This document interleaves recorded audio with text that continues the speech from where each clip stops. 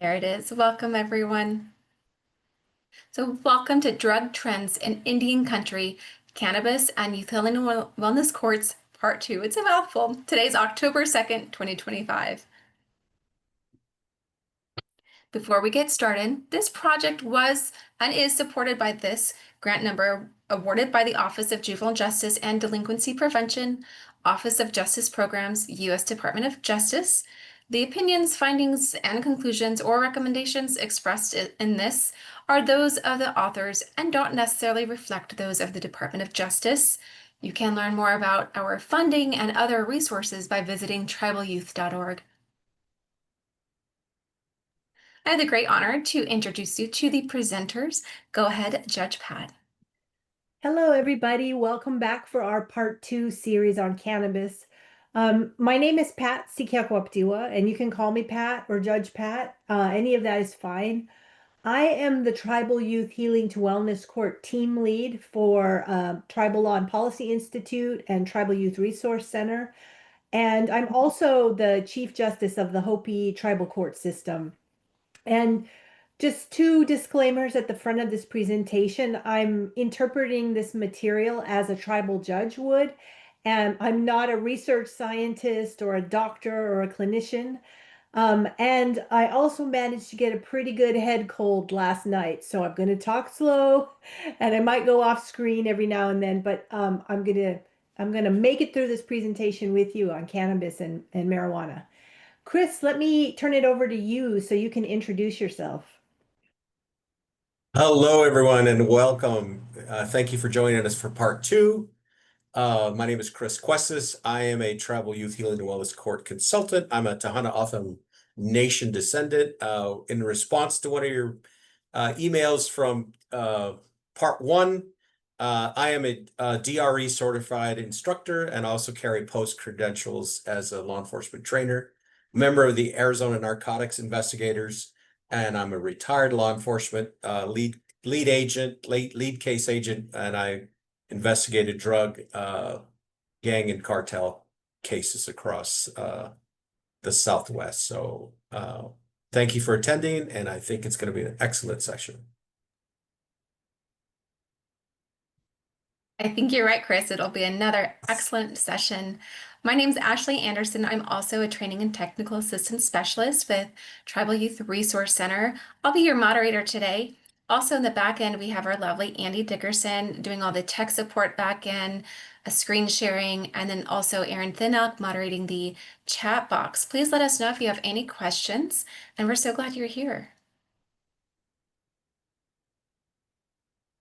Tribal Law and Policy Institute, we're dedicated to providing free publication resources, comprehensive training, and technical assistance for Native nations and tribal justice systems in pursuit of our vision to empower Native communities to control and create their own institutions for the benefit of all community members now and for future generations. You can learn more about our different programs by visiting home.tlpi.org to include Tribal Youth Resource Center.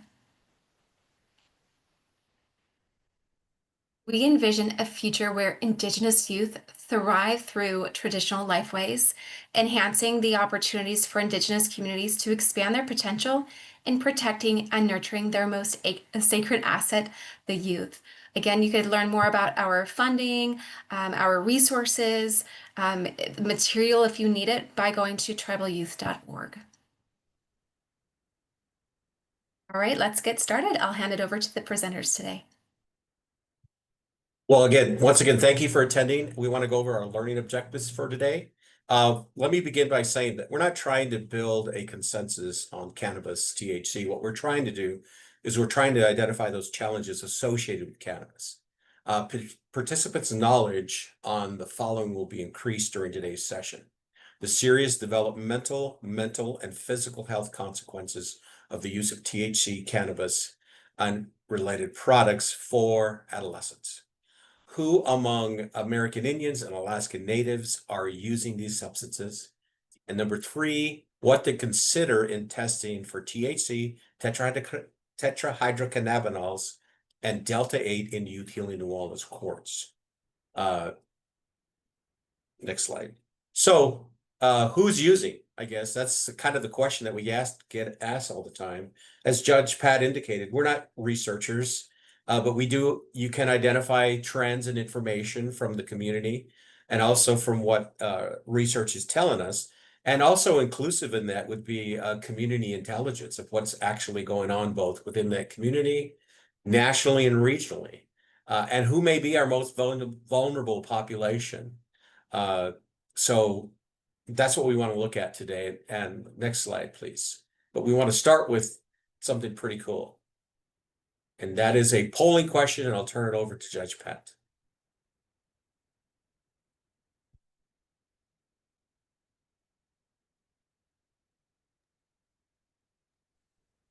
Judge Pat, I think you're practicing. I said a lot of really cool things that you all will never know. Um, this question is a two-part one, and part A is when we talk about marijuana and or cannabis, what forms do we think they take when we talk about youth and marijuana cannabis use? So, or I guess I should say the first box, a joint or a cigarette, a filled vape cart, pen, or cartridge, food, candy, oil that is concentrated extract of the cannabis plant and contains high levels of THC, the plant known as cannabis sativa, which is an annual, oh great, now I'm going to have to say this word, dioecious herbaceous plant from the family of Cannabinaceae. Did I get that right, Chris? Yes, you did. And a lab synthesized psychoactive substance derived from hemp, a potential dark paste that's a type of cannabis concentrate. And I think you can drag this box longer, all of the above. So go ahead and click all the ones that you think answer the question when we talk about marijuana and cannabis use with youth. What are we talking about here? Which ones of these? And while you're clicking that, I actually put some definitions down because it takes a little time for the poll to click. Um, it's interesting that people use the terms marijuana and cannabis interchangeably. And cannabis actually refers to all products derived from the cannabis sativa plant, like the dried flowers, the leaves, the stems, the seeds. Also, CBD oil is one of the over 500 chemicals in the plant. But marijuana is just those parts of the plant that contain THC, which is the main chemical that causes the mind-altering effects and makes you feel high. So it turns out that while marijuana is cannabis, not all forms of cannabis are marijuana, which is an interesting thing to know. But throughout this presentation, we'll use both words. Okay, how is the polling going?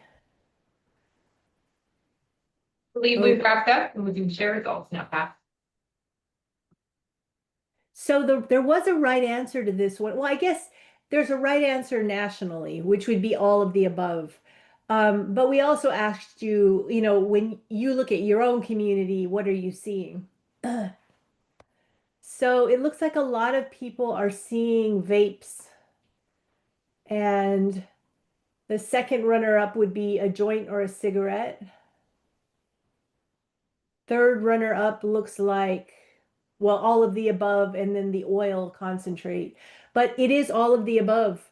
It's hard to talk about cannabis and marijuana now because you have to talk about all of these products. And there may be more that didn't make the list. Chris, did you want to have any comments?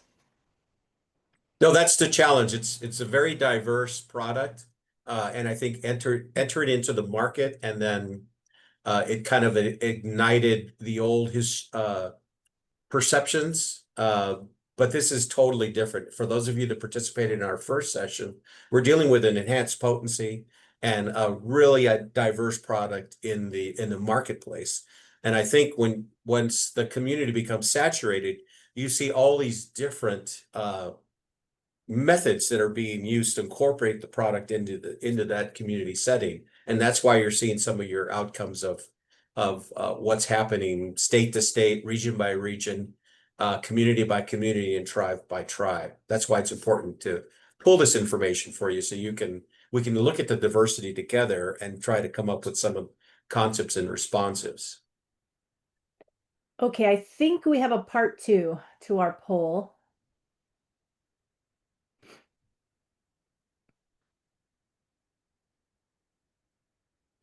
All right, part 2.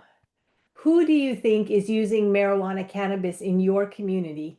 And your choices are, you can pick multiple answers. Children, mostly adolescents, mostly adults, everyone. Where recreational use is legal, mostly adults. Where medical use is legal, only those with medical marijuana cards. And last year, about 20% of the US population, 18 and older, used marijuana/cannabis. Which one of these do you think, or who do you think is using this in your community?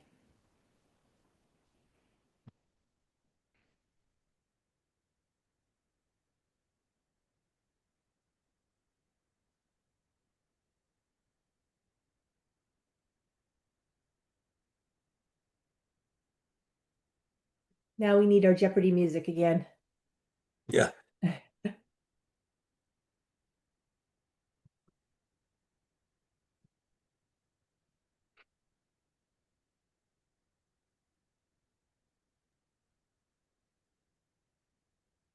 Judge Pat, we're at about 70% participated, so we'll give it about another 30 seconds or so. Okay. We'll finish wrapping. And then we'll share results.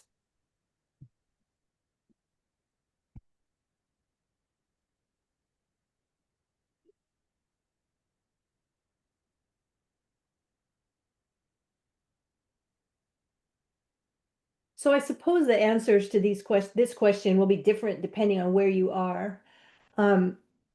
We can give you a national answer, but it may very well vary.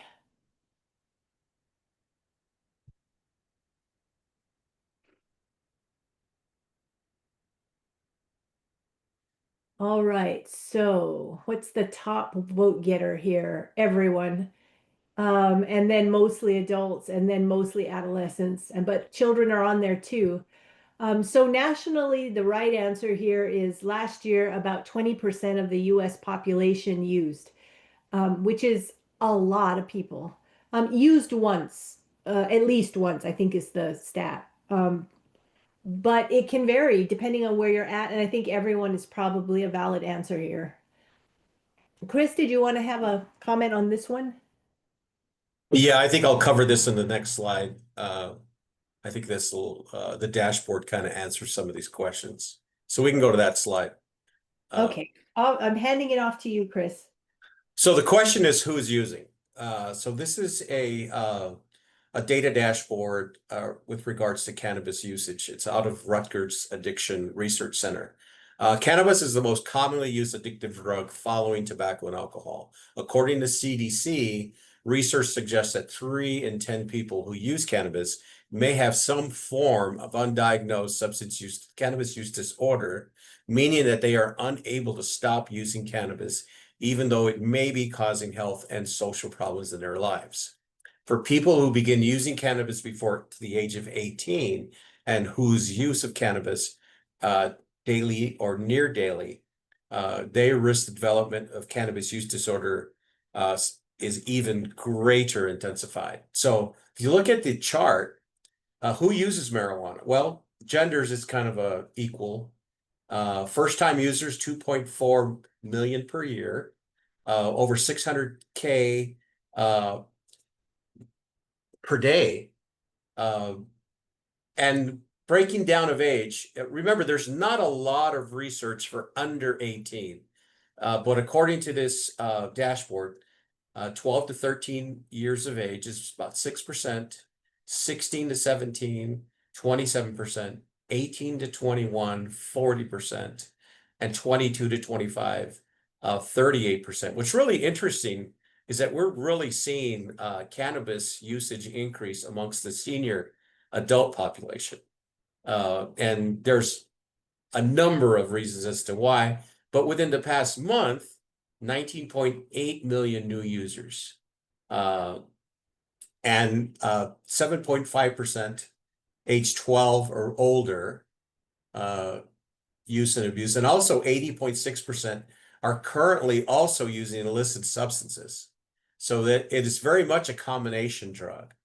And then, of course, you see the results of that high amount of influence and usage with your emergency room visits. There may be associated to a cannabis and intoxication, and also some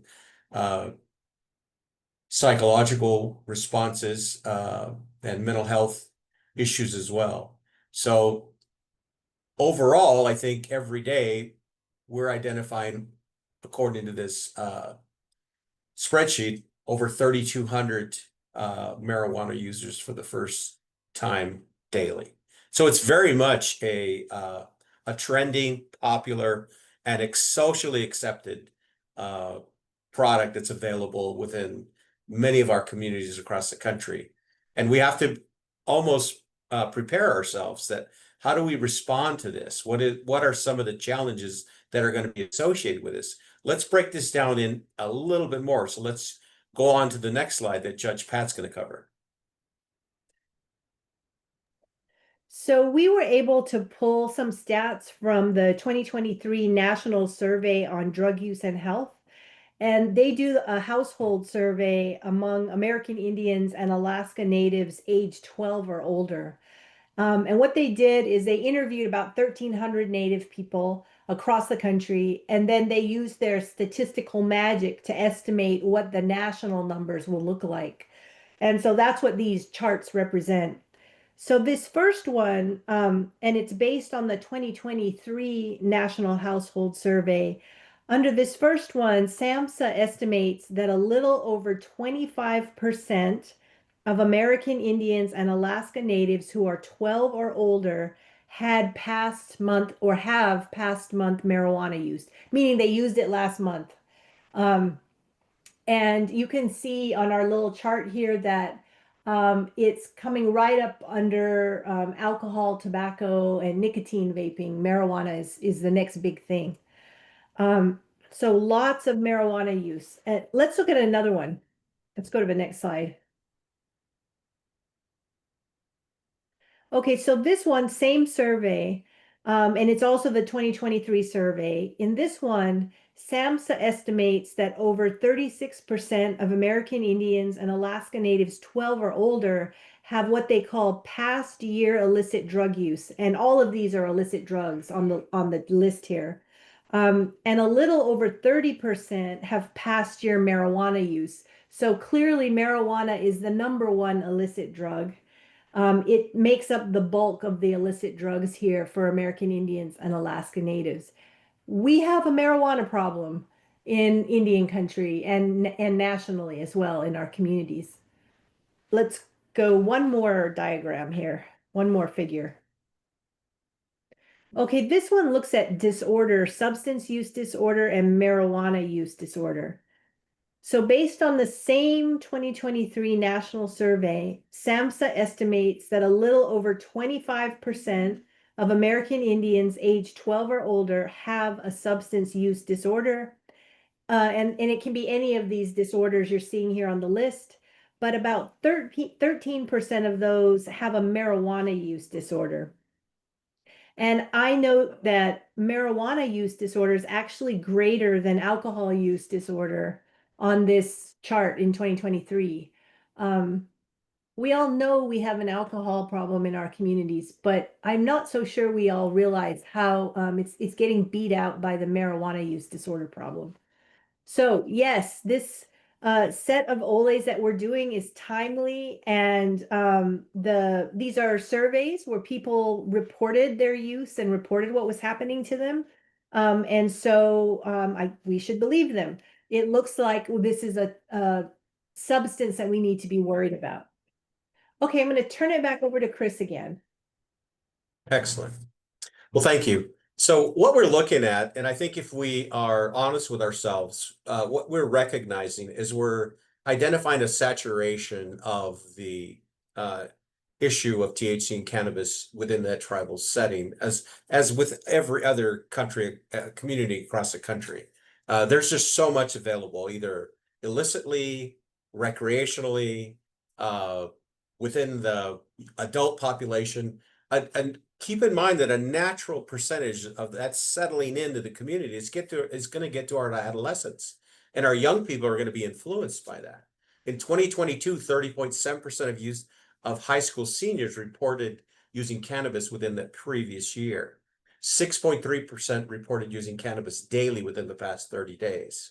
And vaping did decline for a little bit from 20 to 21, but it's remained steady as an option for THC usage, with a slight increase bump 2018 to 19. But here's another kind of a stage of saturation, and the influence now getting to a younger generation, with 6% of our eighth graders having access and uses to THC, 15% of 10th graders, and 21%, as we indicated, of 12th graders.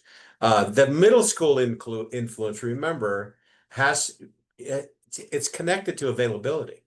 They see it, there's perceptions that are developed, there's concepts and ideas with regards to it being allowable for usage, and that will impact the adolescent brain. And that's what we have to identify. We're dealing with young people whose brains are not fully developed. We'll look at that specifically in a minute here, but I want to look at another opportunity to get some feedback from you in the form of a polling question. So let's go into the next question. Next slide. And this will be my polling question. So what part of marijuana or cannabis is harmful to humans? We know it's out there. We know that youth are having access to it. We know that it's impacting a population. Cannabinoid, tetrahydrocannabinols, all of the 400 chemical entities, of which 60% of them, 60 of them are cannabinoid compounds, delta 9 THC, delta 8 THC, or all of the above. Again, what part of marijuana or cannabis is harmful to humans? And just take a moment of time, and respond accordingly.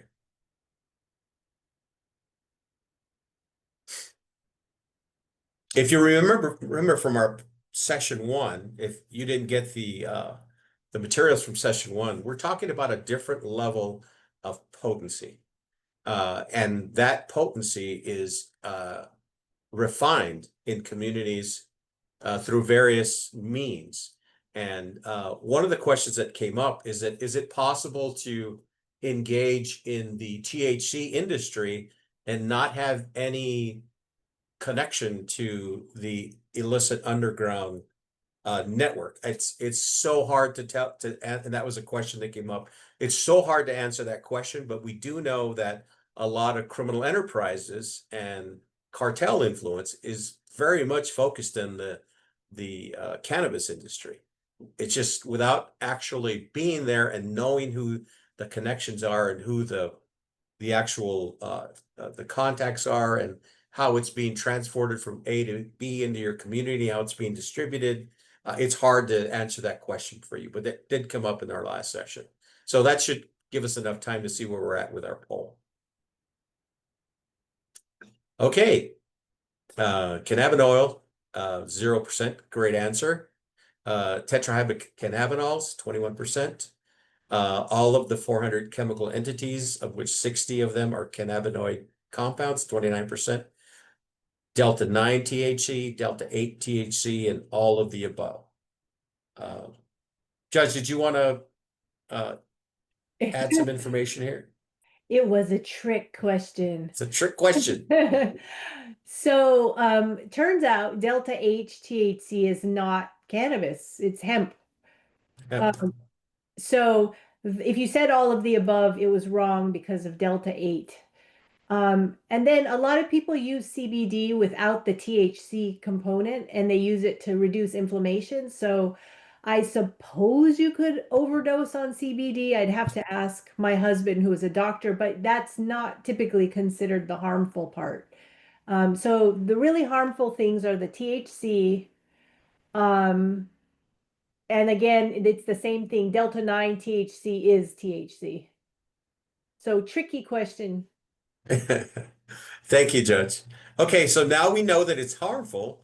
Let's take it one step further. Let's look at part two of this poll. Question 2B.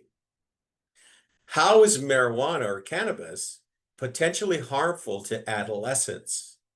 Because that's our focus. It can cause permanent IQ loss. It can impair brain development by affecting cognition, memory, and problem solving. It can increase the risk of mental health issues like depression, anxiety, psychosis. It can lead to addiction. It can lead to poor school performance. It can lead to impaired condition, increase of risks and risk of accidents. Smoking and vaping may lead to respiratory problems and chronic bronchitis. And prolonged exposure via smoking and vaping can damage lung tissues, impairing their ability to fight infection and potentially lead to conditions like emphysema and COPD. Again, and then we're missing the last one. Vaping poses specific risks, including a connection to EVALI, e-cigarette or vaping, product use associated lung injury due to chemicals like vitamin E acetate found in illegal vaping products, or all of the above.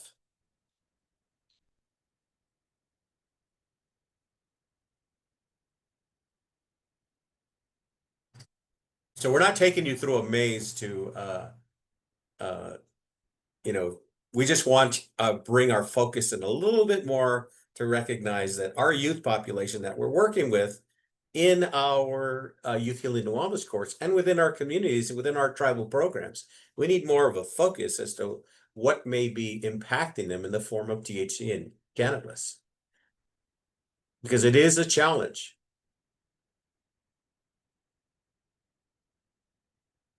All right, let's see what we have.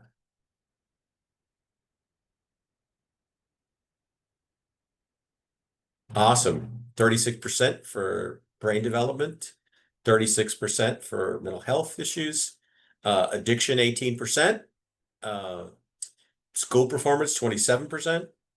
I was looking at some data, by the way, we didn't include this, but I was looking at some data with regards to chronic absenteeism and the influence of THC and marijuana usage.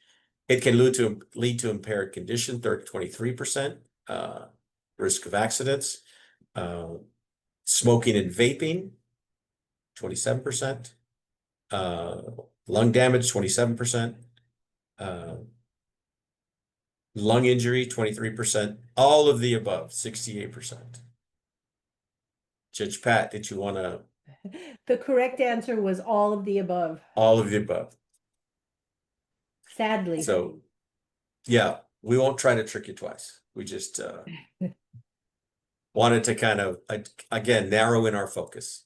It does have an impact in the youth population within our communities and within the tribal setting. So let's go on to the next slide, please. Thank you all for participating. Okay, so we've kind of looked at the more general harms, but it's a question, are there specific harms to the developing brain of an adolescent? And of course, the answer is yes. And it turns out it's pretty interesting because our human bodies produce their own cannabinoid-like compound. It's called endocannabinoids. And this figure on the right-hand side of your screen is illustrating the structures in the human brain that have the highest density of CB1 receptor concentrations. So these are the receptors in our brain that that receive things from our internally originating cannabinoids. And if we smoke THC, for those too. And it's interesting, if you look at the figure, like what do these parts of the brain do? Decision making, cognition, learning, memory, voluntary movements, anxiety, stress. So uh, cannabis is, and THC specifically, is tinkering with the development of the adolescent brain and all these critical parts as it's developing. So that specifically it's THC that's the problem. And it impacts neurodevelopment through its effects on and alterations to the human body and the brain's endocannabinoid system. And this exposure, whether you're a kid, whether it's during pregnancy, childhood, or adolescence, it can impact the development of the neural pathways to do really important things like mediating reward, the process of experiencing pleasure and motivation from natural stimuli and behaviors can be altered, like food, and also drugs. It can these parts of the brain do important things like emotional regulation to control and manage your emotional states and responses and your behavior to meet situational demands. These parts of the brain also, THC can impact multiple cognitive domains, including executive functioning and decision making, learning, abstraction, attention. Um, these are all the parts of the brain that get altered and that can lead to substance use disorder and psychiatric disorder for youth. So cannabis is unique, right? It's a unique drug because we have receptors for this particular kind of thing in our brains. And for developing adolescents, we can tinker with that in ways that are harmful if we use THC in adolescence. I think I'm handing it back off to Chris.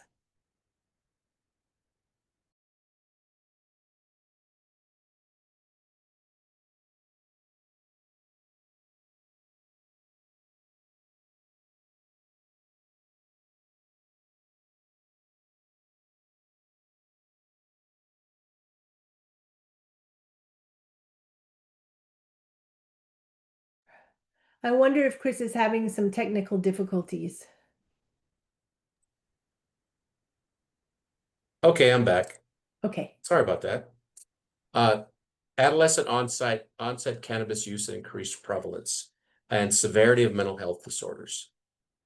Growing concerns regarding adolescent onset cannabis use relates to its association with increased prevalence and severity of mental health disorders, inclusive of psychosis, depression, anxiety, bipolar disorder, other substance use disorders, suicidal ideation, and inclusive of suicide attempts. And significant attention has focused on the current occurrence of cannabis use and psychosis. Cannabis use, including frequency, potency, and the early age of onset at risk for psychosis. We talked about psychosis last time. A recent study showed that cannabis use disorder was a major factor, risk factor for schizophrenia, particularly among young males. The relationship between cannabis use and mental health is likely bidirectional, which may be a response or a reason why we see these significant range of mood swings due to prolonged cannabis usage.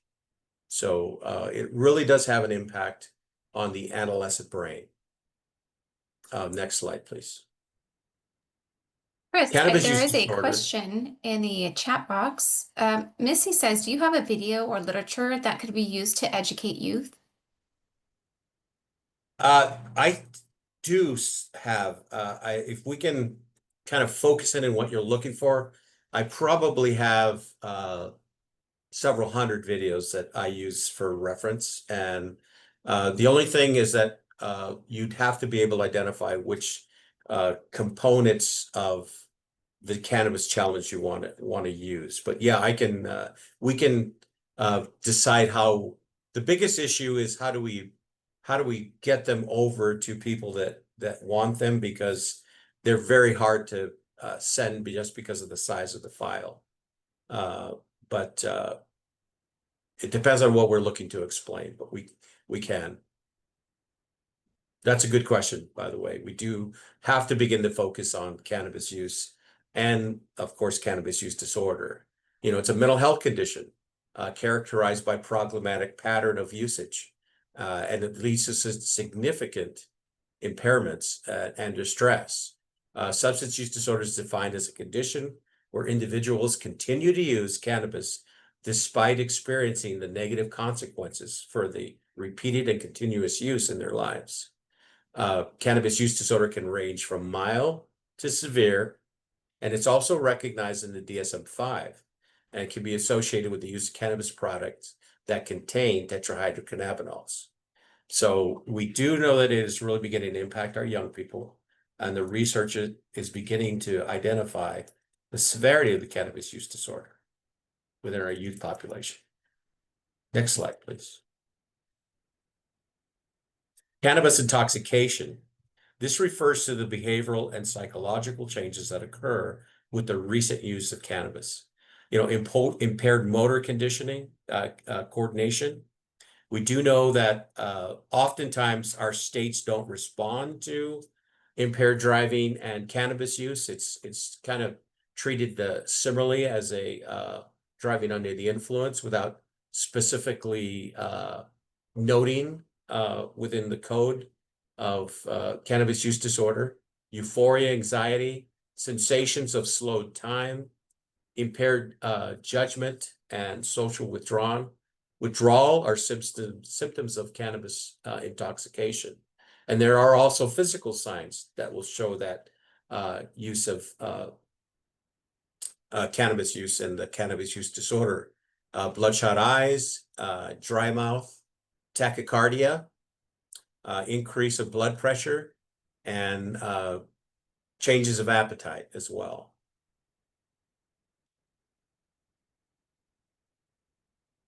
Okay, let's move on to the next slide.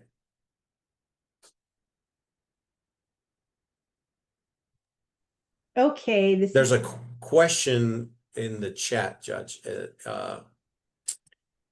it basically says cannabis that isn't mixed. Yeah, that's one of the biggest challenges that we covered the last part one was the poly substances that are being mixed into the street grade cannabis.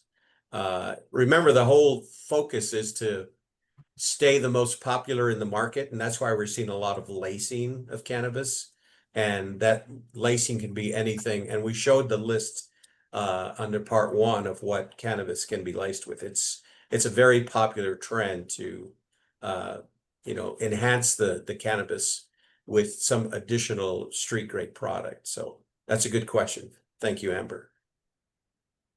Yes, and remember too that in part one we talked about some of the medical benefits of cannabis, and we're not doing that in part two so much. We're looking more at the harms.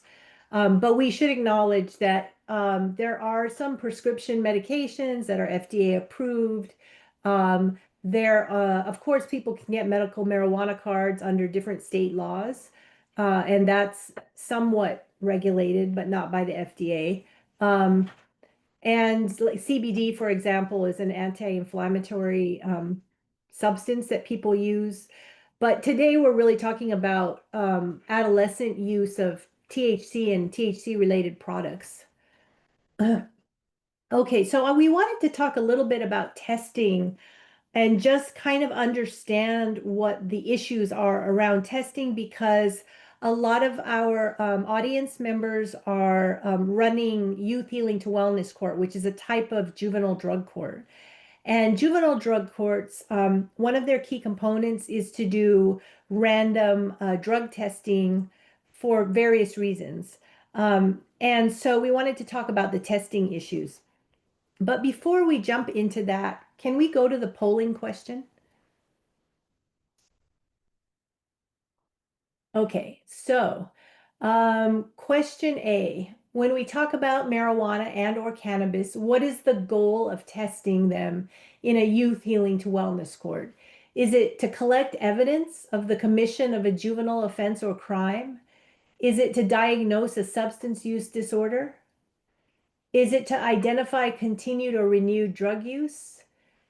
Is it to ensure rapid therapeutic interventions, or all of the above?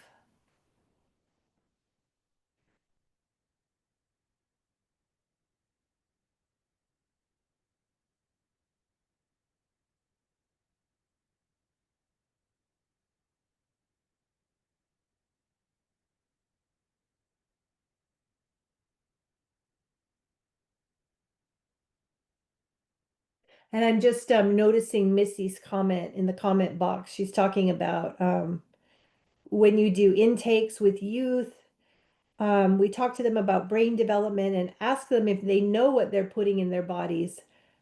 They say they're only smoking marijuana, but if you tested it, would come back with a lot of other things in it. Fentanyl, meth, spice. Yes.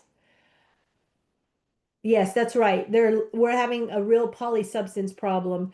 I think the reason that in this part two session we're talking a lot about marijuana is because the literature is still catching up in drug court with it's not quite caught up to all the polysubstances. And we're sharing that literature with you today. Okay, Andy, how's it looking on the answers? Think we're about 70, almost 80% complete, almost there. If there's a few that still would like to answer, we'll give them about another 20 seconds. Okay.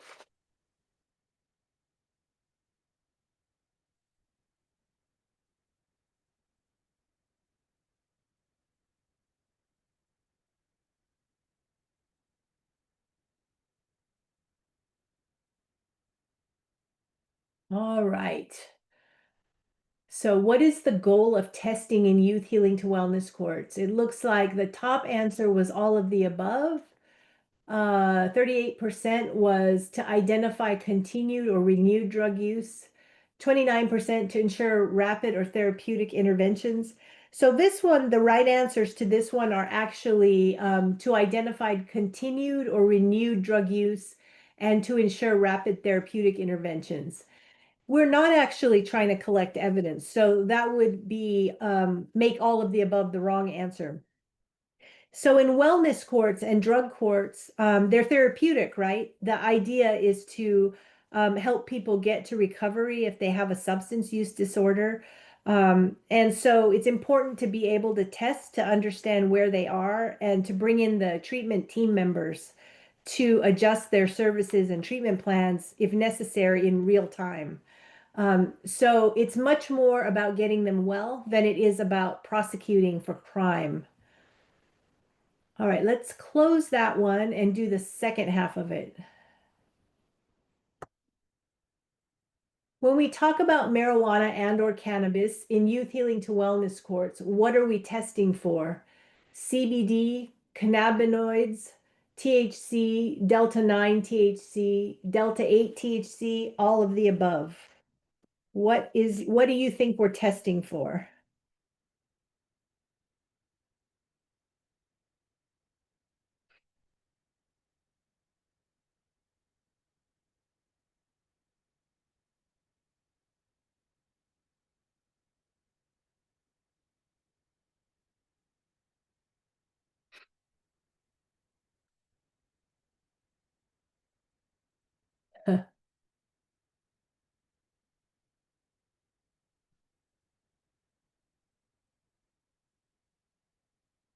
I should have asked you all how many of you are actually doing testing.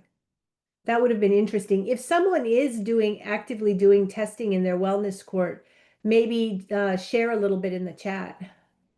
How's it going?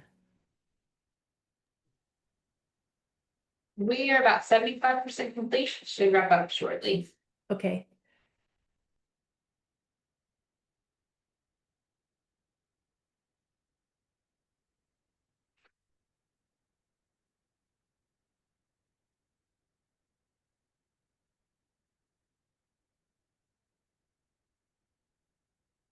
So the I'm realizing that we didn't have an absolutely right answer on this one because what you test for are THC metabolites. And if it's a right enough answer, I think if you say THC and delta 9 THC, those two are the same thing. And I guess if you're doing that, you're also testing for cannabinoids. We're not testing necessarily for CBD. Delta 8 is a different substance. But if you test for THC, it will grab the delta 8. And delta 8's a legal substance in a lot of places. And so if youth are buying and ingesting that, it's going to show up as a positive drug test for THC. Okay, let's see. Janae says we do oral swabs that aren't really sure whether they're super accurate. We also partner with Department of Juvenile Justice who continues UAs, urine tests on youth that are in probation. Okay, yeah, and urine tests are the most common kinds of tests. And Amber says they're doing UAs. So that jives. THC and nicotine. Okay. All right, let's go to the next slide. Did any of you want to share a little bit about your testing? Just checking to see if anyone had a story to tell. If no, you might have something to say here shortly. Okay, so let's talk about testing for cannabinoids or cannabis. The material that we're going to show you on about the next half dozen slides comes from a publication put out by the National Drug Court Institute's Drug Court Practitioner Fact Sheet. And this is a 2006 fact sheet. They were testing for smoked marijuana. And I know the world has changed. This was almost 20 years ago, but the issues that they point out in testing are still there. So we're going to take a look at what the issues are around testing for cannabis. And then if you want to go out and actually purchase the testing devices, approaches, you need to work with the people that sell it, and they will send someone to you and teach you how to use it and explain to you how it works. But for now, we're just going to point out the more general issues. Okay, so what is the purpose of drug testing for cannabis in drug courts? Well, we just noticed in our poll that it's to identify continued or renewed use and to ensure rapid therapeutic interventions. Now, when you test for cannabis, you're actually testing not to see whether they've just used it, but you're testing to identify what they call the cannabinoid detection window. And this can get pretty confusing. So maybe hold on to this idea in the back of your mind as we talk about the window and cannabis testing. So back in 2006, NDCI was challenging the common assumption that both the researchers and people in general had that cannabinoids will remain detectable in someone's urine for 30 days or longer. That means if they used it, there was an assumption that they would keep testing positive every day for 30 days thereafter or longer. And so you couldn't test, did they use it yesterday? Because they may have used it 30 days ago and their system was still resulting in positive tests. Okay, so then the question was, well, what is the detection window? When does it start? When do you start testing negative? For how long do you test positive? And I'll just read to you the definition of the detection window. It's the length of time in days following the last substance usage in a sequentially collected urine sample that will continue to produce a positive test result. So it's the number of days until the last positive sample. And it varies by person. So it gets even more complicated. Let's go to the next slide.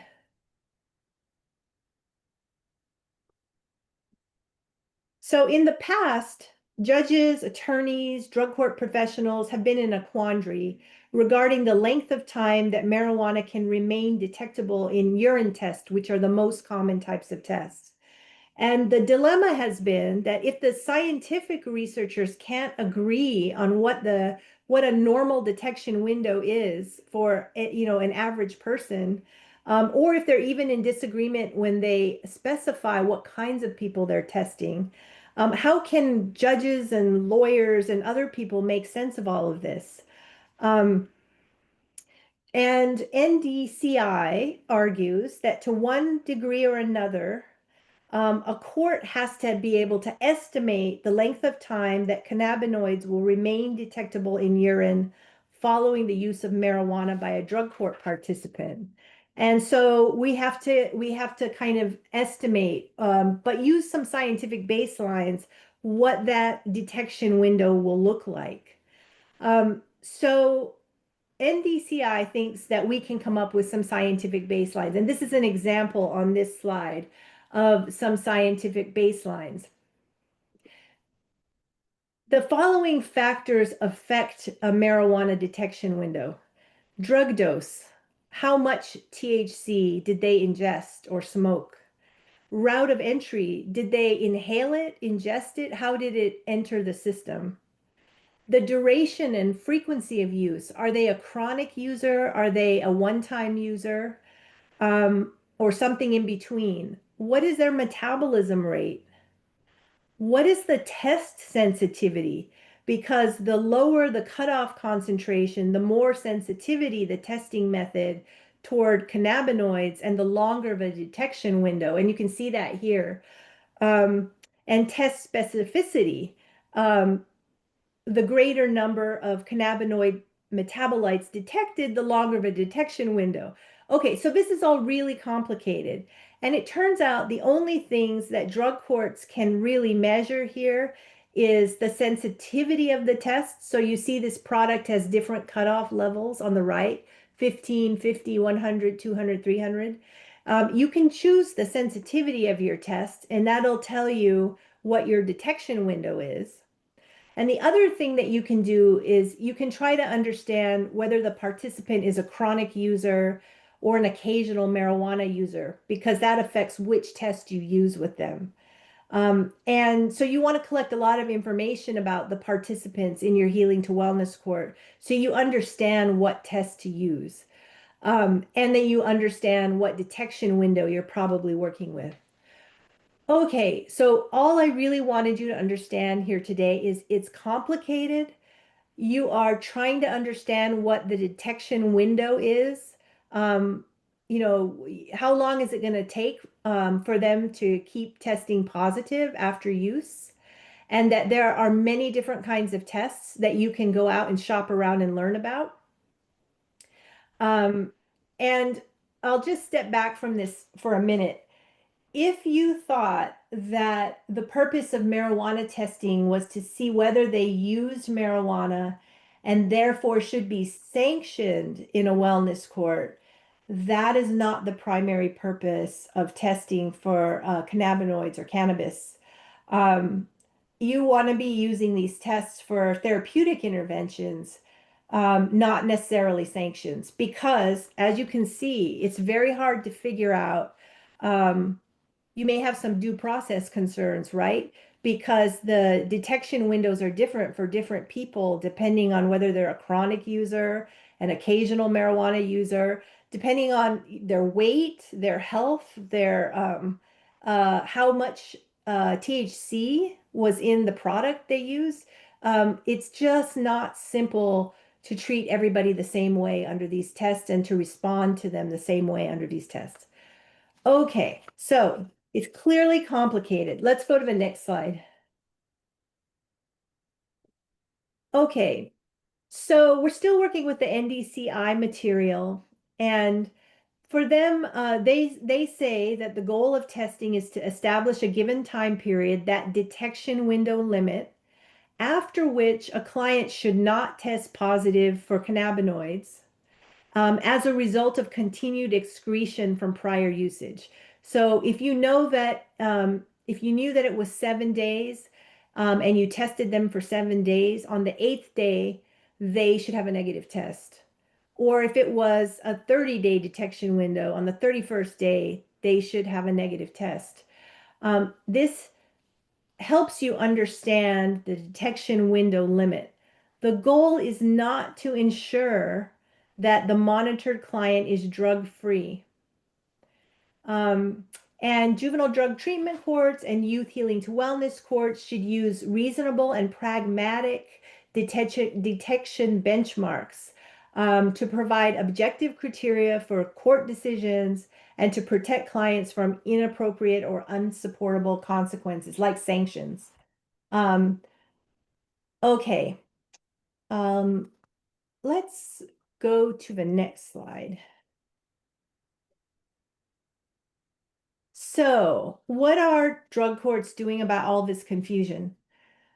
The recommendation is that programs have a 30-day detox period or grace period upon entry when a youth comes into a wellness court or a juvenile drug court. And this is because we don't know what that young person's actual window is. How long will they test positive based on their previous use? We don't know.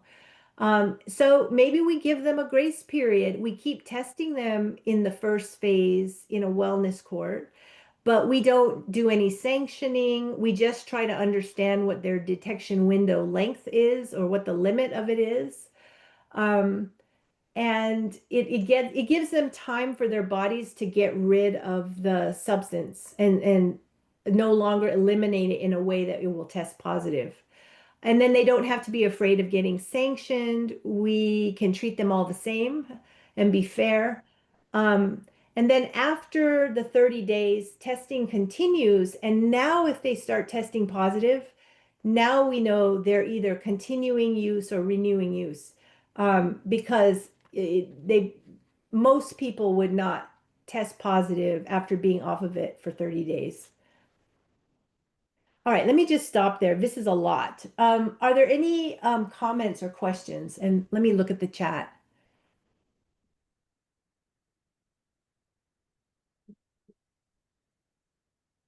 So I see a lot of discussion of UA testing. What are you all testing for? Are you testing for cannabis or a lot of different drugs?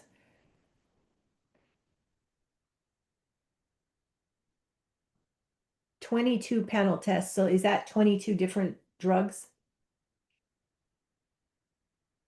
Yes, okay. Is cannabis one of them?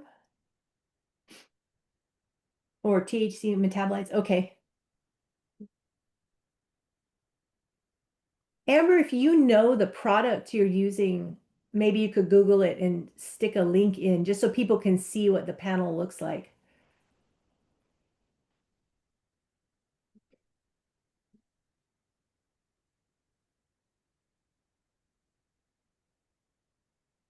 All right. I'm going to go ahead and jump to slide 30. Can we jump to slide 30? Okay, so there's a lot of different kinds of tests out there. What about new kinds of tests like saliva and breathalyzers? Can drug courts use saliva tests effectively to test for cannabis for drug court purposes? They can be, they can test for THC. However, there are some limitations. There's a short detection window, so only really small detection window. Hours to days instead of days to weeks. There's sensitivity issues. There are false positive problems and contamination problems, and they're not ideal for heavy users, saliva tests. What about breathalyzers? Can drug courts test for cannabis using breathalyzers? So the breathalyzer technology seems like it's not fully developed yet. And there may be some significant limitations with the breathalyzers for the moment. It's things like there's really a low concentration of THC in your breath. Also, the problem of a positive breath test doesn't indicate you use THC today. It might have been a past use. It's still a developing technology, breathalyzers. Okay, let's go to the next slide. And if it wasn't complicated enough, there is the delta H THC problem. So there's this other product. They're products, as you can see here on the right, that are edibles, and they're infused with what they call delta H THC. They're legal and they have the psychoactive potential of THC, but they're less than that of delta 9 THC. It's a less intense high. And most people, most youth are under the false impression that it won't be detected during testing for cannabis or cannabinoids. And so they think they can use these products and get away with it, but the tests will still pick up delta H. Delta H products are produced in a laboratory and they extract concentrating delta 8 from the hemp flower. So it's a different thing. It's probably not regulated in most places. It's not illegal. So youth may be using it. And that's a problem in testing because you won't be able to tell whether they're using delta 9 THC or regular THC or this. And so can you move to the next slide for me, Andy? So what NDCI is recommending is that that drug courts, youth healing to wellness courts, you should not allow youth who are participating in your systems to use Delta 8. It should just be a banned product, like poppy seeds, right? You ask people not to eat poppy seeds if they're involved in drug testing for other kinds of drugs, and also alcohol. So the best approach for the wellness courts is just to ban the use of the legal Delta 8 products so you don't get confused in your testing. Chris, did you have anything you wanted to say about this? Yeah, there's just so many different types and variations of testing equipment and methods that are used today. I did send Ashley an email with 4 examples of testing components that are in the market right now that people can look at. And the challenge, of course, is going to be being able to test for all of the mixture products. And that's why it makes it so difficult to be able to, zero in on THC and delta 8 because delta 8 is in and of itself will show trace amounts, and that's the challenge. The more the concentration of THC, the greater the influences of participation with the individual. There's no question to that. So, but it's developing the screening kind of component that you're comfortable with and that will work within your program. Amber is asking, how would you word it within a drug court program to find out that they use Delta 8? Well, you could certainly put it in when they agree to participate as one of the the signed agreement, they agree not to use Delta 8 products. But then how do you know if they've actually used Delta 8 products? Well, they'll test positive for THC, and you could treat it as a positive THC test, I guess, THC metabolite test. Um, yeah. So, I mean, they're going to get penalized either, if they test positive in some way. Let's talk about that a little bit. So a lot of us think that we do drug testing to find a positive test and then apply a sanction in a wellness court. But it's actually not that simple. Wellness courts are really designed to do behavior modification and through the use of incentives and sanctions, primarily incentives. And so if you're finding that someone is getting a lot of positive results on their drug tests, the first question, if it's in the first phase, they may not understand how the testing system works and they're still learning. So you give them a grace period. In later phases, you need to figure out whether abstinence is hard for them or abstinence is easy for them. If it's easy for them, then you can sanction them for a positive test. But if they need some help, they need some service adjustments or treatment adjustments to be able to get to a place of abstinence, then that should be your first response. What do they need? Not sanction for a positive test. And if you get to the point where you're getting a lot of positives in later phases, and it seems like they should be able to have negative tests, and you've tried the service adjustments and the treatment adjustments, then you can start talking about graduated sanctions.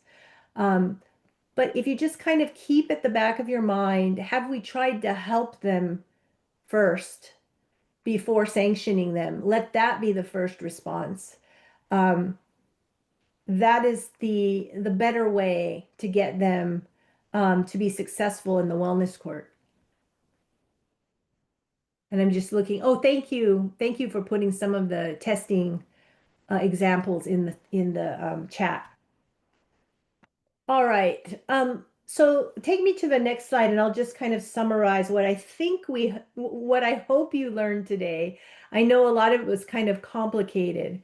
Um, Here's what we wanted you to learn today. So the first was that in Indian country and nationally among American Indians and Alaska Natives, we do have a marijuana problem.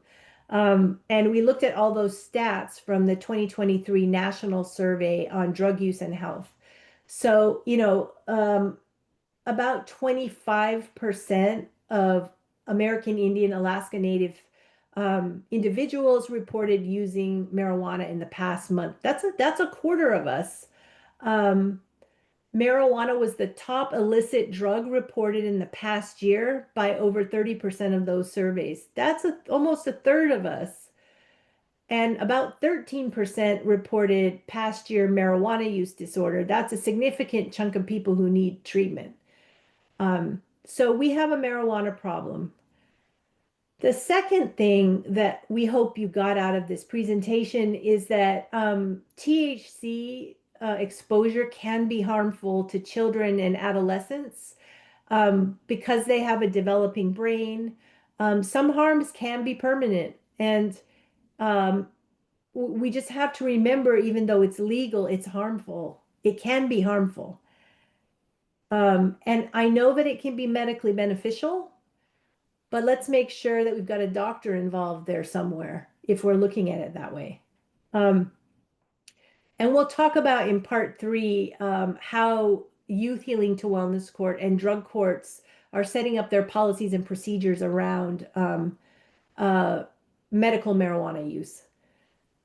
Okay, the third thing I hope you got, and I know this was difficult to convey, is that testing for cannabinoids is tricky.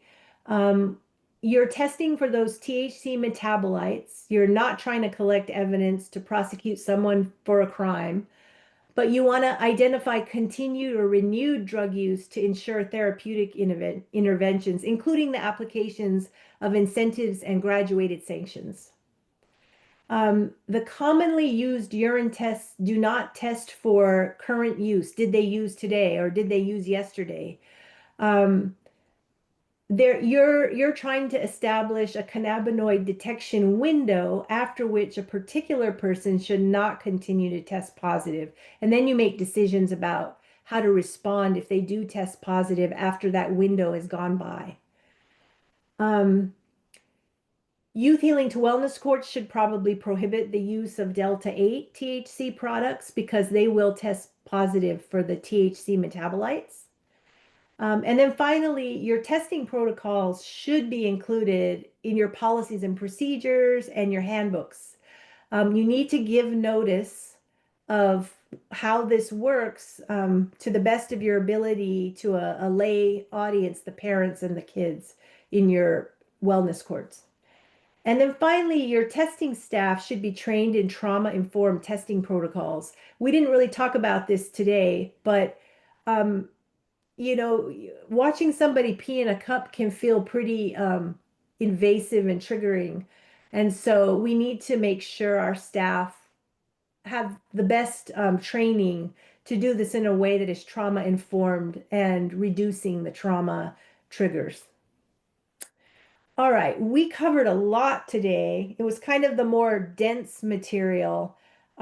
Next time, we're going to look at policies and procedures for youth healing to wellness courts and the legalization of marijuana. Are there any other comments or questions that folks have in the chat? And I'll just kind of scroll it here. Okay, you're talking about panels, testing panels and products. Are there any comments from the TYRC TAs or observations? Yeah, I would just say that I think one of the issues is that people constantly bring up is the reclassification of THC, cannabis, marijuana, and cannabinoids. It's a pretty daunting challenge to be able to just reclassify the drug and hope that everything else will kind of fall into place. I don't anticipate that's going to happen because there's so much there's not enough research and there's not enough data that says that reclassification is going to provide many solutions to what we're dealing with within our communities. I think we've tried to emphasize that the problem is a challenge. It's here, it's expansive, and it's saturating our youth. So we need to begin to look at what our options are and what we need to do within our programmatically to be able to be responsive to this. And I think Judge P mentioned it, the focus is not, it's not a gotcha. That's not the idea that, the drug courts is do no harm. And we want to be able to, do responses, reintroduction, wraparound support services, and then reindoctrination of our young people back into being positive and contributing members of our communities. It's a challenge that's come up. It's a challenge that we have to be responsive to. And we believe that Youth Healing Wellness Court is really an excellent opportunity to begin to redirect some of these issues within the tribal setting. Thank you, Chris. I note that Angela had a comment or a question in the chat. She said, what do you mean, or what did you mean about medical marijuana and the courts working around it? That's actually the topic of part 3 of this event here and Ashley will give you the dates and a sign up for it. But there are harm reduction arguments for allowing or not monitoring cannabis use in wellness courts or drug courts. It's an involved debate. So come to part 3 and let's talk about it because it'll be an interesting conversation. All right, I promise to end in enough time to hand it off for evaluation. So Ashley, I'm going to hand it to you. All right, before we do that, we were just talking about part 3. Go ahead and scan the QR code. We would love to see you for part 3. Judge Pat mentioned a little bit about it, but ideally you'll learn about the debates surrounding legalized recreational and medical marijuana and how legalization can affect youth in your Youth Healing Wellness Court, both positively and negatively. They'll explore the important effects of legalization on eligibility, rules, policies, and procedures in your Youth Healing and Wellness Court. So part 3 is October 23rd at the same time. So 12 p.m. Pacific, 1 p.m. Mountain, 2 p.m. Central, and 3 p.m. Eastern. And thank you, Dorothy. Yes, any of those who have registered for today will get this record and the PowerPoint. Go ahead and email me, ashleya@tlpi.org. If you need part 1, I could get that over to you as soon as possible. And then come time for part 3, we'll make sure to get it all lumped together for you as well. And then also feel free, this is a national training, feel free to share this out to your colleagues or friends or family. If you know of any youth and their families needing awareness, please connect with us. Can you say it again? Yes, ashleya@tlpi.org. I'll go ahead and put that in the chat. There you are. And then also, for those who are grantees and those who may be future grantees, we'll get you connected to the portal. We are so glad that you are here. Current grantees have this access to this portal where all of the trainings get uploaded. And for those who may become OJJDP recipients, award recipients, will also get you access to that as well. Next slide, please. And for the resources used today, we have a number of them. You could just copy the text and put it into your web browser. That will come up. Unfortunately, these are not clickable anymore, just due to some policies that we're working through. But yes, the National Survey on Drug Use and Health for Alaska Native American Indian population aged 12 and older, the Tribal Healing and Wellness Court key components that really focuses on how to become a therapeutic court docket and ways that you work with your team for the holistic and healing of your community and individuals. The National Tribal Health Agenda of 2016, lots of great data in that. And then for this one, the drug court practitioner fact sheet, the marijuana detection window, we were talking about that, of how long that you'll have to wait to detect that, and setting that up into your policies, along with your drug court practitioner fact sheet, the Delta THC and drug testing and treatment courts 2021. So these are great resources. Please share them with your team. We want to create that awareness and continued awareness of around I really want to say this epidemic, right? More youth are using more than ever, and it's everywhere.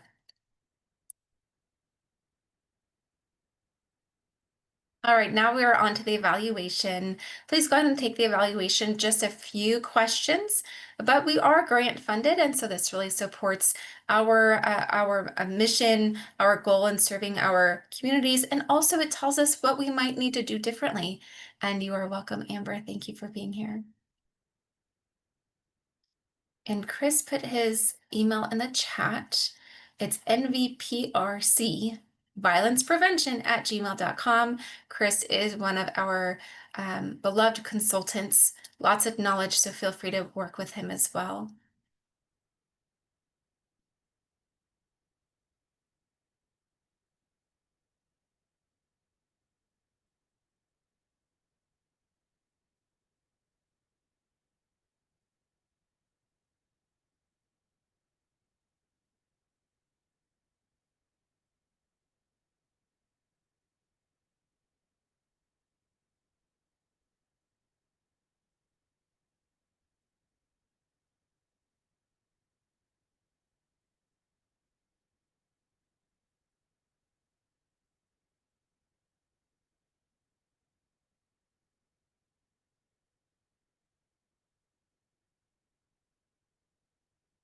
You are welcome, Sheena. Thank you for being here. And Angela and Donita, lovely to see you. I love seeing familiar names in the chat.